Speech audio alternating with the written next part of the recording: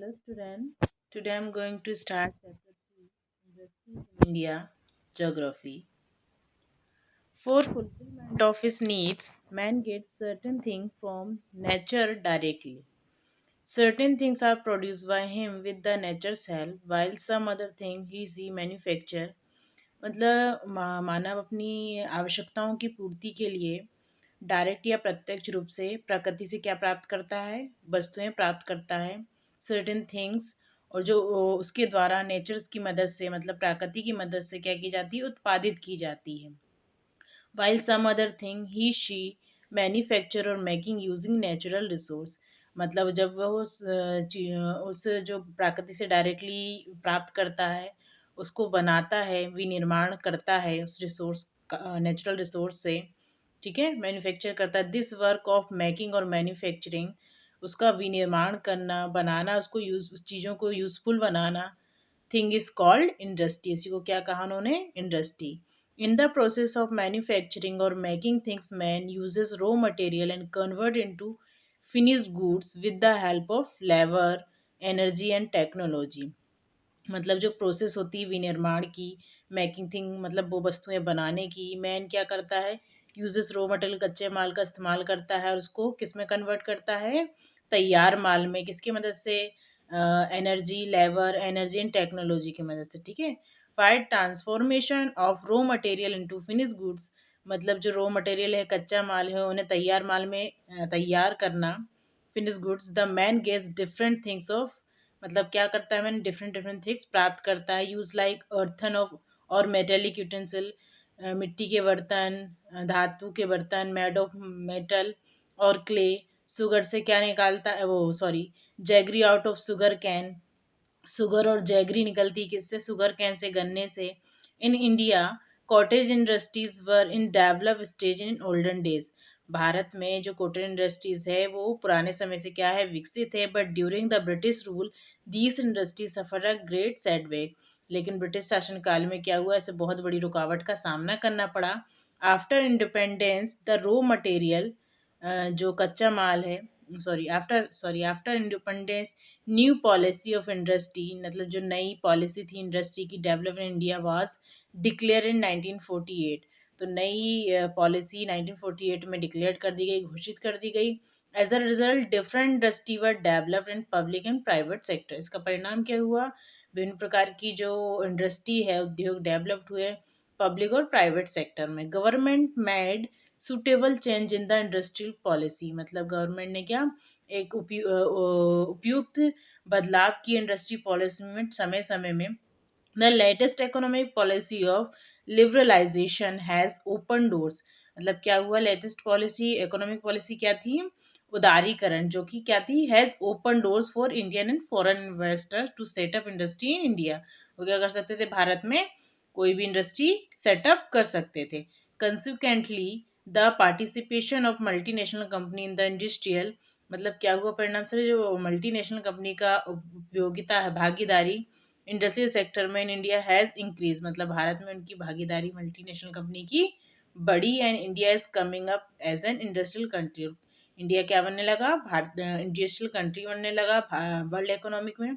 In the textile industry some units only spin yarn, मतलब जो textile industry थी उसमें कुछ यूनिट केवल क्या किसकी थी, स्पिन यार्न की थी, और कुछ किसकी थी, वेब क्लोथ की. While some other are doing with both the process, लेकिन उनमें से कुछ क्या कर रहे थे, दोनों की प्रोसेस में काम कर रहे थे. In modern time the economic development depends only on industrial development. आधुनिक समय में क्या हुआ, जो इकोनॉमिक डेवलपमेंट है, आर्थिक विकास किस पे डिपेंड करता है, इंडस्ट्रियल डेवलपमेंट में. Economic development brings about improvement in the standard of living. क्या करती है economic development, standard of living में इम्प्रूवमेंट करती है. Which makes the national strong, जो कि भारत को क्या बनाती है, सुदृढ़ बनाती है, स्ट्रॉन्ग बनाती है. For industrial development of the country, country के इंडस्ट्रियल डेवलपमेंट के कारण फॉलोइंग कंडीशन आर अवेलेबल. क्या होनी चाहिए इंडस्ट्रियल डेवलपमेंट की के लिए, कंडीशन क्या फेवरेबल होनी चाहिए. First is topography is favourable for setting up of industry. मतलब जो टोपोग्राफी है, टोपोग्राफी मतलब जो भूमि है वो कैसी होनी चाहिए, फेवरेबल होनी चाहिए इंडस्ट्री को सेटअप करने के लिए. Climatic condition are normal in most of the state. Climate condition कैसी है? बहुत से स्टेट में नॉर्मल है। Cheap labour is available, cheap labour available होना चाहिए कंट्री में। Adequate raw materials available for mineral, मतलब जो पर्याप्त कच्चा माल मिनरल के लिए क्या होना चाहिए? उपलब्ध होना चाहिए। Agro and forest waste industries, good network of transportation, मतलब अगर ट्रांसपोर्टेशन का फैसिलिटीज अच्छी होगी तो हमारा माल इधर से उधर आसानी से जा सकेगा। सो गुड नेटवर्क होना चाहिए। Due to dense population wide market is available, मतलब जहाँ घनी आबादी होती है वहाँ बड़े पैमाने में मार्केटिंग होती है। ठीक है। The main hindrance in the way of industrial development of India are the, मतलब कुछ मुख्य जो बाधा है इंडस्ट्रियल डेवलपमेंट में वो क्या थी? Countries not so developed technology, मतलब विकसित तकनीकी नहीं थी। And inadequate availability of capital resource, पूंजी की भी कमी थी। Government of India is constantly talking suitable measure, मतलब वो क्या कंटिन्यू सुटेबल मेजर पे क्या कर रही थी? बात कर रही थी for industrial development of the country. अब इसकी टाइप्स हैं, टाइप्स देखेंगे। Types of industries in India on the basis of ownership, मालिका, utility, size, raw material, nature of finish goods produce, type of industry can be classify as under. First is according to the criterion of ownership, मतलब मालिकाना अधिकार के मापदंड के according के अनुसार। ठीक है। Industry can be categorize into 4 types. First private, government, cooperative and mixed. Private मतलब समझ में आता है जो प्राइवेट ओनर्ड हो, मतलब industry owned bye an individual और बाय अ ग्रुप, या तो एक कोई एक व्यक्ति हो या तो एक ग्रुप के द्वारा क्या हो, उसका मालिकाना अधिकार होता है। Government industry, industry owned by government, किसका अधिकार रहता है? गवर्नमेंट का, सरकार का। Cooperative industry, industry owned by cooperative organisation, मतलब उस पर किसका अधिकार रहता है? जो कोऑपरेटिव संगठन रहते हैं उनका अधिकार रहता है। मिक्स्ड इंडस्ट्री, मिश्रित उद्योग, इंडस्ट्री ओन्ड बाय 2 और मोर ओनर, मतलब 2 या उससे अधिक या उससे ऊपर भी हो सकते हैं इसके अधिक मालिक। On the basis of utility, मतलब उपयोगिता के आधार पर। बेसिक इंडस्ट्री और कंज्यूमर इंडस्ट्रीज। बेसिक इंडस्ट्री क्या है? Such industry which provide basis, मतलब जो कि बेसिक चीज़ें प्रोवाइड करती फॉर दूसरी इंडस्ट्री के लिए। जैसे the products of such industry are use for setting up and running, उनको स्थापित करने और चलाने के लिए उनका मदद करती है industrial units like iron and steel industry. Consumer industry, such industry which produce consumer goods, जो कंज्यूमर गुड्स को उत्पादित करती है, जैसे textile, sugar, paper etcetera. On the basis of size, size के अनुसार देखा जाए, industry can be classified into 4 types. Large scale, medium, small और कॉटेज इंडस्ट्री। लार्ज मतलब बड़े पैमाने, industrial unit where capital investment is 10 crore और मोर, मतलब जो 10 और उससे ज़्यादा क्या करती है? इसमें इन्वेस्ट करती हैं, जैसे Tata iron and steel corporation. ठीक है। मीडियम इंडस्ट्री क्या होती है? Where capital invest between 5 and 10, मतलब जो लार्ज है वो 10 या उससे ज़्यादा हो। ठीक है। मीडियम 5 to 10, जिसमें लेदर इंडस्ट्री। ठीक है। Small industry, such industry in which capital invest is 2 to 5 crore, जो मतलब मैंने लार्ज देखा इसमें 10 थी, मीडियम देखे 5 to 10 थी। ठीक है। स्मॉल में 2 to 5 हो गई, जिसमें लैक industry. Cottage industry where capital investment is nominal and which are run with the help of the family member, मतलब नॉमिनल के ऊपर रहता है वो कितना इन्वेस्ट करे, और फैमिली मेंबर्स की मदद के द्वारा कॉटेज इंडस्ट्री चलाई जाती है। Such industry are located in a village, ये इंडस्ट्री कहाँ होती है? गाँव में। दे आर कोल्ड विलेज और rural industry, and if they are located in town they are known as urban cottage industry. हमने देख लिया। ऑनरशिप के आधार पर देखिए, यूटिलिटी के आधार पर देखिए, size on the basis of the type of finish goods, मतलब तैयार माल के आधार पर। Heavy industry, light industry. Heavy industries where heavy machines, articles etcetera are produce, जैसे ट्रैक्टर, मैन्युफैक्चरिंग यूनिट्स। ठीक है। लाइट मतलब जो हल्की हो, where small article of daily use, जैसे कि आर मैन्युफैक्चर टॉयज। ठीक है। ये फिनिश गुड्स के आधार पर थी। On the basis of raw material. ठीक है। कच्चे माल के आधार पर भी हैं। Industrial units can be divided into 3 types: agro waste, mineral waste, forest waste. Agro मतलब कृषि से आधारित है ना, where raw material is agriculture produce, जैसे कॉटन हुआ, टेक्सटाइल हुआ, ठीक है। मिनरल पर आधारित होगी, जैसे कि mineral as raw material, iron, steel industry. Forest industries where raw material are forest products, जैसे कि पेपर इंडस्ट्री, ठीक है। तो ये मैप है सी, इसमें एग्रोवेस्ट इंडस्ट्री लोकेटेड है, कॉटन टेक्सटाइल इंडस्ट्री में सर्कल दिया हुआ है, जैसे कि उत्तर प्रदेश, दिल्ली, ठीक है।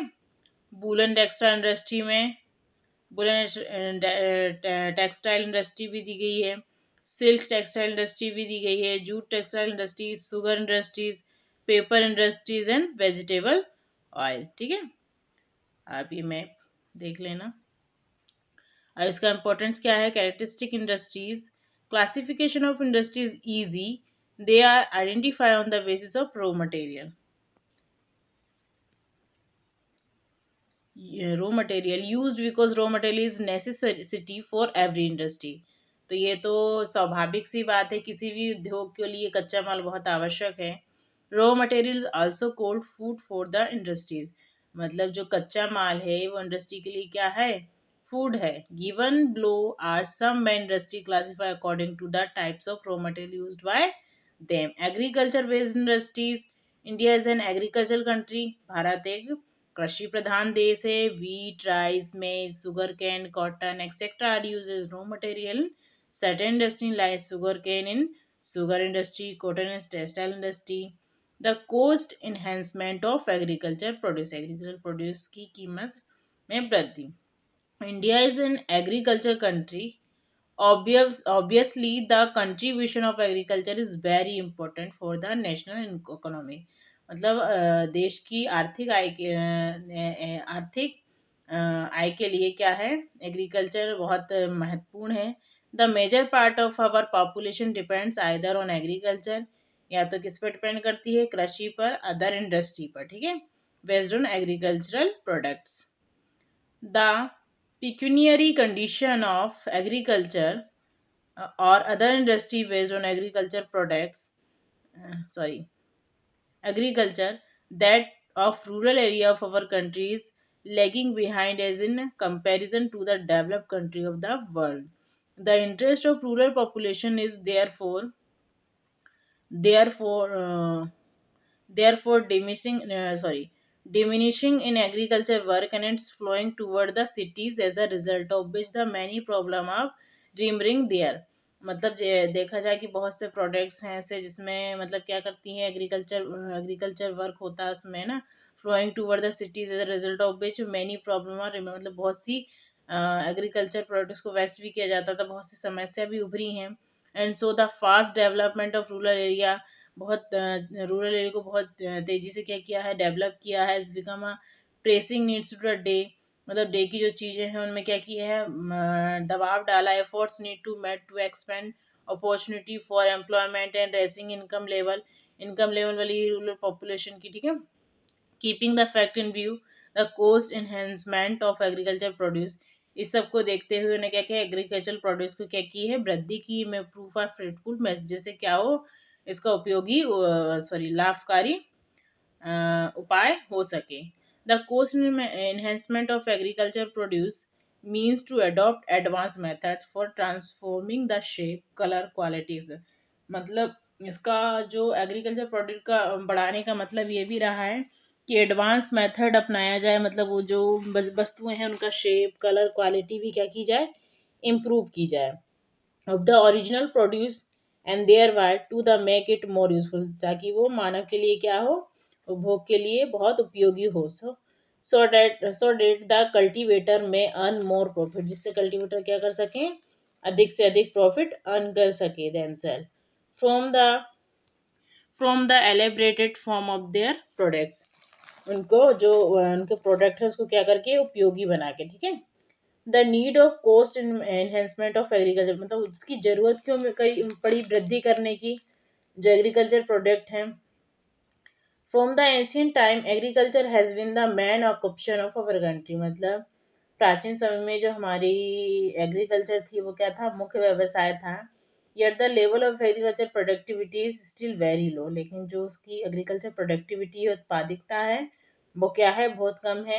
As a result of which the financial condition of cultivator, इसका इसका कारण क्या था, जो फाइनेंशियल कंडीशन थी कल्टीवेटर की वो कैसी थी, बहुत डिप्रोवेबल थी, बहुत दयनीय थी। Besides a large portion of crops, मतलब इसके अलावा जो क्रॉप्स का बहुत बड़ा हिस्सा है इज डिस्ट्रॉय एवरी ईयर, मतलब हर साल क्या हो जाता है, डिस्ट्रॉय हो जाता है। क्यों हो जाता है, with the regard to the production of fruits and vegetable, सब्जी और फ्रूट्स के उत्पादन के अनुसार देखें, India stand at number 2 in the world, world में दूसरे स्थान में है। But 30 to 40% of produce destroy, लेकिन इसका 30 से 40% क्या हो जाता है, नष्ट हो जाता है। इन द कल्टिवेटर लेव द सफर द लॉस, और कल्टिवेटर को क्या करना पड़ता है, लॉस का सामना करना पड़ता है। इट हैज़ मैनी रीजन्स, के बहुत से कारण हैं।